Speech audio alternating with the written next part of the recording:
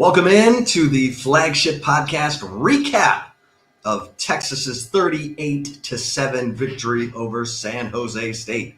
I am Chip Brown of Horns247.com, joined as always by my esteemed colleague, proud Tampa Catholic graduate, the one and only Eric Henry.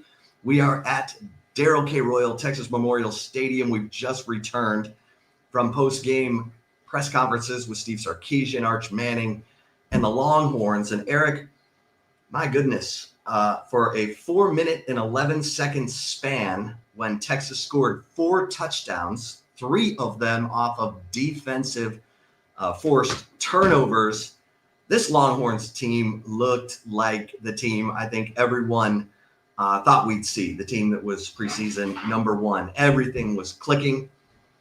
And then outside of those 4 minutes and 11 seconds, it seemed like the Longhorns were trying to overcome a lot of mistakes. Eric, your thoughts?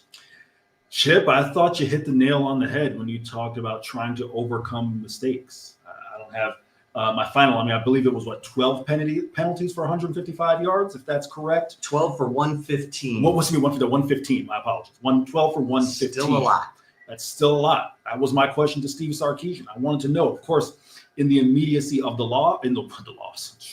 immediacy of the win, he didn't have a chance to look at those penalties. But here's the big picture, right?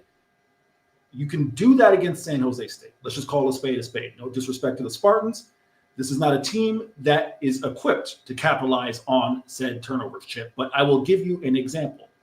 When San Jose State got the ball back following a Texas drive, the first drive of the game, where Parker Livingstone, opening play of the game, goes for 23 yards to DeAndre Moore. It gets called back because of a hold. That thwarts the drive. You go 3 and out. San Jose State quarterback Walker Egert had a guy who was wide open, Danny Scudero, missed him, okay? Those are the types of things you cannot do in SEC play. So yes, if you are a Longhorn fan, if you're Steve Sarkisian and company, a win is a win. You are happy you got the win. But you cannot ignore some of those things. Real quick before I give it back to you, on the injury front, you notice that we tweeted out about an hour before kickoff, Trevion Wisner emerged from the Texas locker room, not in his uniform, was in street clothes, jersey, and sweatpants. We got the injury update from Steve Sarkisian. He just said he's dealing with a leg and then said, hey, he didn't really want to push it and wanted to get other guys opportunities, i.e. C.J. Baxter, Christian Clark, and others.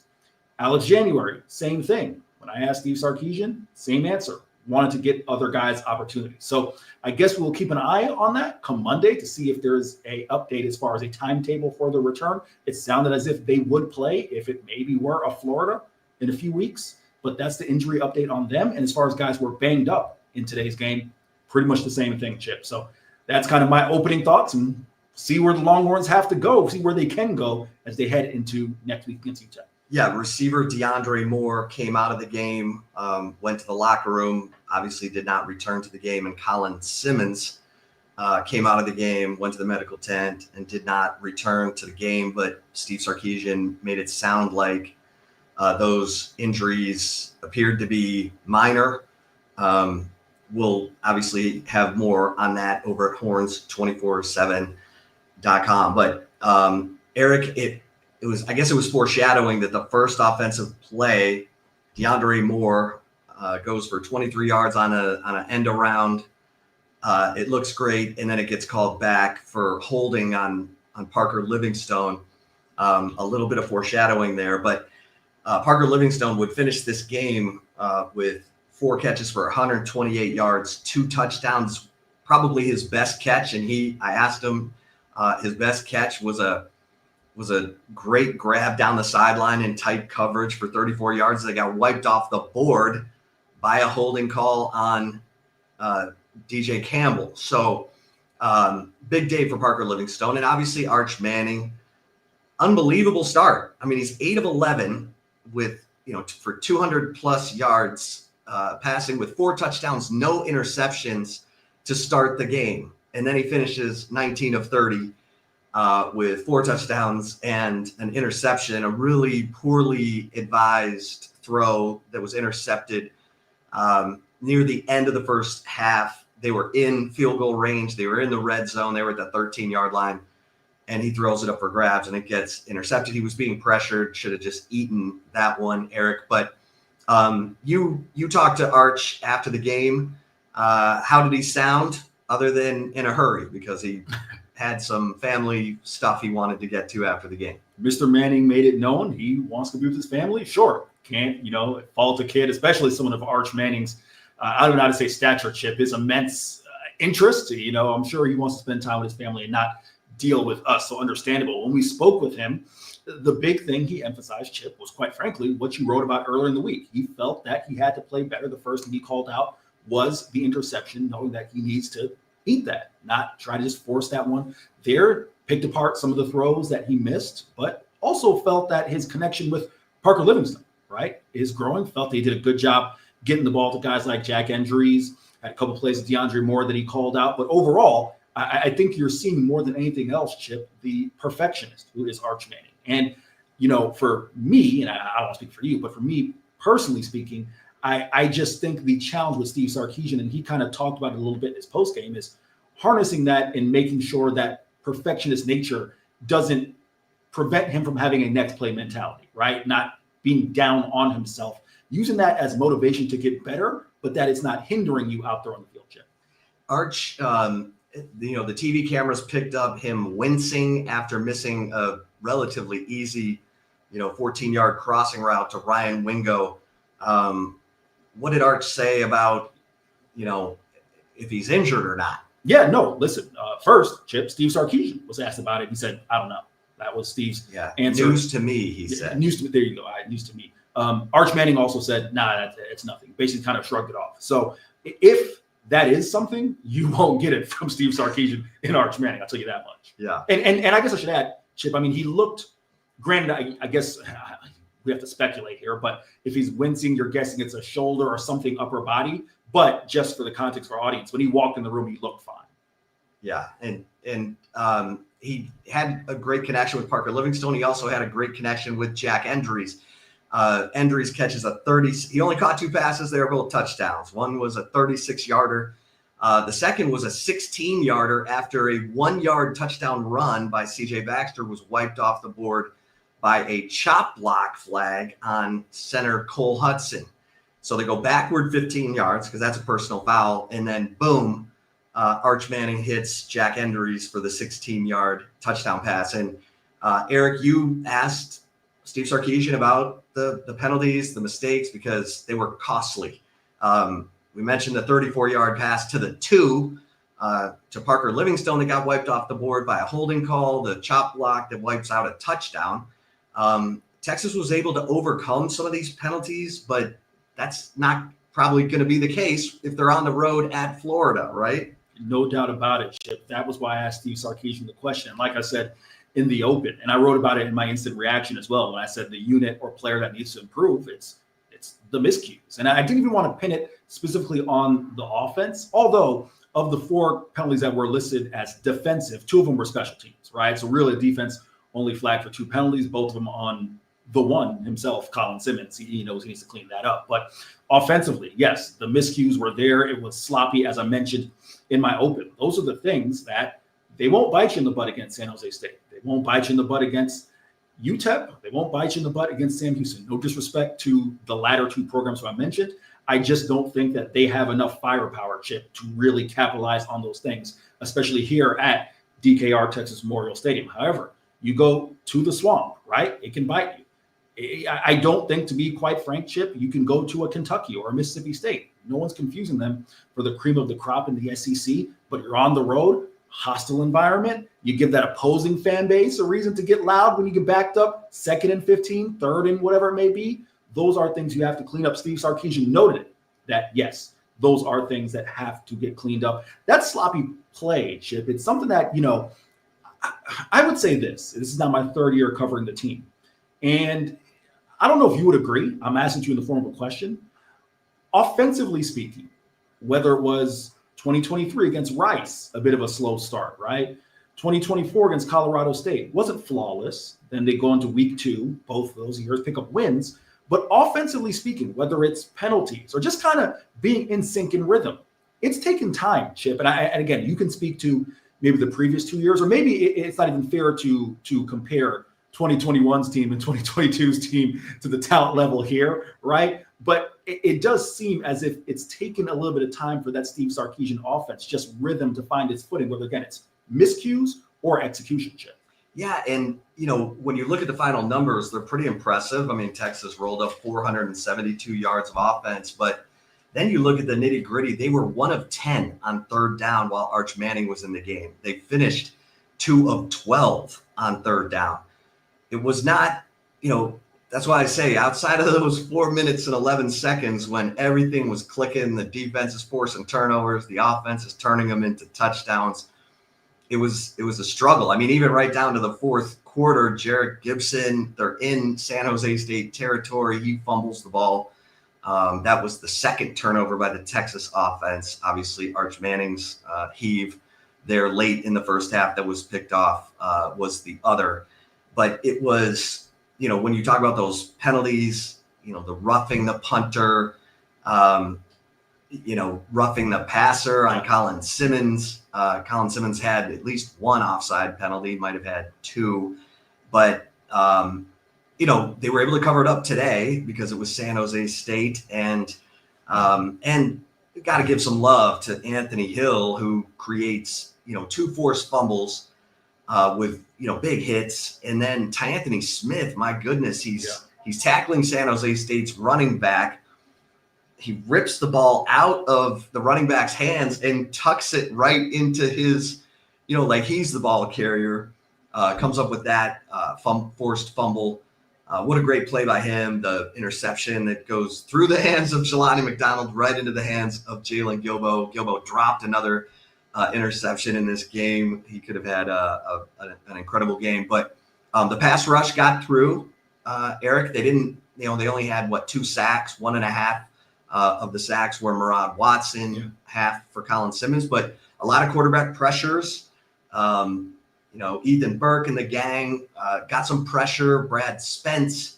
There were quite a few. Colin Simmons had one. Hero Canoe had a pressure. Lance Jackson. So some new names. Zena Umeozulu, Cole Brevard, all had quarterback pressures. And then pass breakups, Kobe Black, Jalen Gilbo, Leonga Lafau, Jalen McDonald, Manny Muhammad, and Xavier Filsami, who Steve Sarkisian mentioned among those young guys, because a bunch of young guys played, Eric. Amari Winston had a catch, the tight end, freshman tight end. So, a lot of good to go with the stuff that needs to keep being cleaned up. But your thoughts on the young guys getting in, because we knew that was coming. Yeah, apologies if you see me looking down, guys. We're still working there. I got to make sure our guy Hank South has what he needs, which is Steve Sarkisian's postgame. So we're multitasking here, but I can also listen to Chip while doing so. Yes, as far as the young guys, that's something I want to follow up with Steve Sarkisian on Monday, because he made such a point of emphasis of it last year, right? Talking about getting these guys reps now so that, Chip, they can be dependent on down the home stretch, right? And what I find interesting, and again, I don't know if you see it the same way, I'll speak for myself. I was viewing it, I think, through the wrong prism, right? Which is you're going to get 8-9 of these guys reps so that they all can fill in come, November, December, January. It's not that, in my opinion, Chip. Look at Kobe Black when he played against Vandy, right? It's about having 1 or 2 of these guys who, if an injury happens to said player, a starter, a contributor, someone in the rotation, someone is ready to step up, right? I.e., Quintravion Wiesner was not available today. Again, they say he would have been available, if we're a bigger game. All right, we'll see. Alex January, same thing, right? So I think that's where it's key to get some of these guys reps. Anthony Smith, I'll tell you this much. And granted, we've been hearing about Anthony Smith for a while now. I don't necessarily know, Chip, if he falls in the category of young guy for you. But knock on wood, if something were to happen to an Anthony Hill or a Leonga Lafau, you're a Longhorn fan, you got to feel pretty darn good about that guy stepping into the rotation and playing, right? So that, to me, I think is the benefit of those reps, Chip. Yeah, and right down to the special teams, Steve Sarkisian attempted 1 field goal today. Mason Shipley, it was a 47-yarder. He hit it. And Steve Sarkisian said, I wanted to get Mason Shipley at least 1 field goal. Probably would have had another attempt there at the end of the first half when the offense got to the 13, but Arch throws the interception. But Mason Shipley hits the 47-yarder. It was the only field goal attempted by Texas. Want to go too long without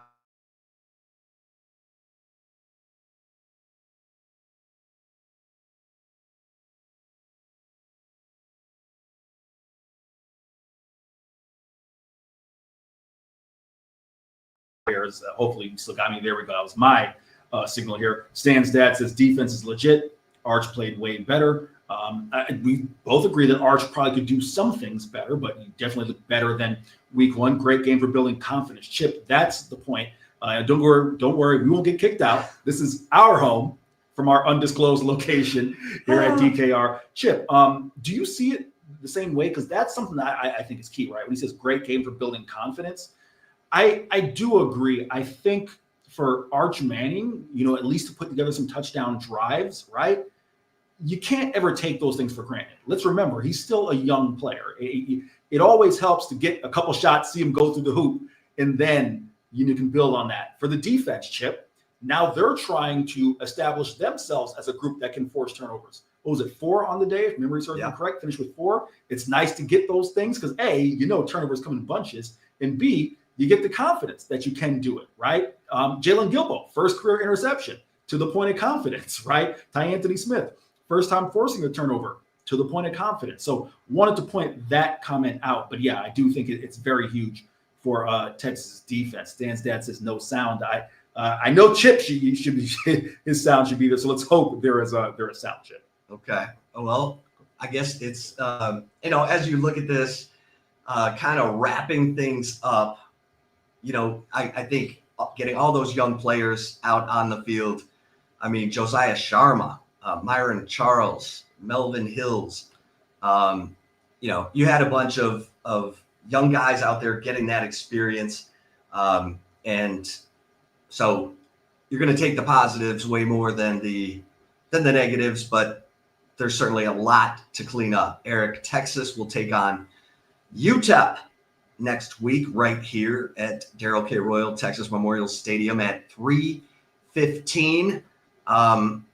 Early thoughts on Texas taking on UTEP? Yeah, as you guys know, I covered Conference USA for many years. Scotty Walden coming to town, Chip. Scotty Walden's a unique story, was the youngest head coach in all of college football at one point in time at 26 years old. The guy's had 4 head coaching jobs. He's not even 35. So that kind of gives you how well regarded he is. As far as his program, the big name that I think most fans will recognize is Malachi Nelson, Chip, the former SC commit, former Boise State quarterback, 5-star recruit. He now has the starting job at UTEP.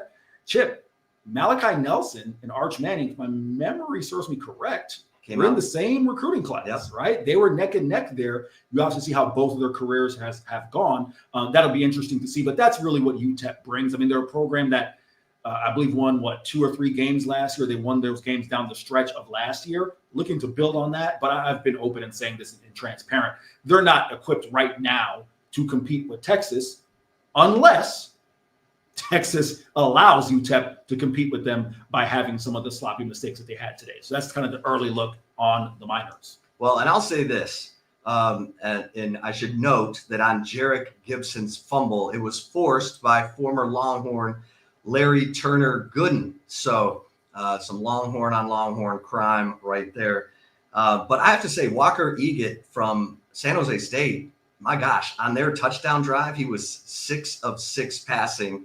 And the passes were 10, 11, 14, 15, and 17 yards. He literally chopped through the Texas defense on the lone touchdown drive by the San Jose State Spartans. So he was not chopped liver out there, Eric. I mean, they got a decent look at a decent quarterback today in that spread and shred offense of the San Jose State Spartans. Eric, any closing thoughts as we wind down this recap? I think the biggest closing thought for me, I've harped on the penalties a ton, so I'll kind of spin it forward with a positive. We've talked about Parker Livingstone. Ryan Wingo is going to come along eventually, right? I mean, listen, if you know that Parker Livingstone and Arch Manning are roommates, they've had a great connection going back to spring. Ryan Wingo is someone who missed a little bit of time in the offseason, right? I think that will come along. So that's the number one thing that I think for me that I'm looking for going into next week. Or not the number one thing. Number one thing is cleaning up the penalties. But outside of that, seeing how Arch Manning and Ryan Wingo can get on the same page, again, that's going to be needed come SEC play. Yeah, it is odd that Parker Livingstone, or Livingston. Sorry, I guess I know I got to correct myself. The pronunciation guy says Livingston. Shit. I thought the pronunciation guy said Livingstone. No, it says Stun, S-T-O-N, no E. Well, the spring guy get it right. said Livingstone, so I don't know what the heck's going on. But it is odd that, Emmett Mosley V is out right now. He's coming back from an ankle injury that sidelined him for a lot of camp. If he was healthy and going, would Parker Livingstone have a team leading 3 touchdown passes right now, including an 83-yarder today? And does he secure that job in the top 3 because he's the leading receiver on the team right now? So this is going to be interesting because Emmett Mosley V is a guy they really, really like. But Parker Livingstone has just stepped in and he's been open more than he's been targeted. So this is going to be, that's a good problem to have, crying from a yacht, as Steve Sarkisian would say. All right, lots of stuff there. Hopefully, thanks for everybody tuning in to this recap of the Texas Longhorns 38-7 win over the San Jose State Spartans. For Eric Henry, I'm Chip Brown. Until next time, we'll see you over at Horns247.com with all the post-game coverage and all the scoop all week long. You want to become an annual member so that you get premium access to all the preeminent sites on the 24/7 Sports Network. Until next time, stay safe and keep the faith.